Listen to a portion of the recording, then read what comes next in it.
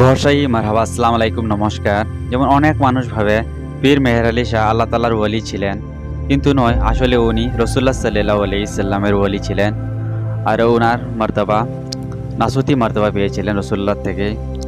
নাসুতি মানে যেগুলা দুনিয়ার মধ্যে অসুবিধা থাকে এগুলা থেকে রেহাই করা যায় এই পেজের দ্বারা।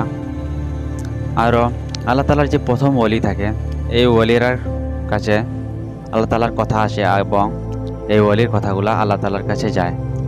আরও দ্বিতীয় যে ওলি থাকে আল্লাহ তাআলার, এই আল্লাহ তাআলার কথাগুলা তাদের লাতিফার মধ্যে আসে। আর এই লাতিফার দ্বারা এই ওলিরার কথা আল্লাহর কাছে যায়।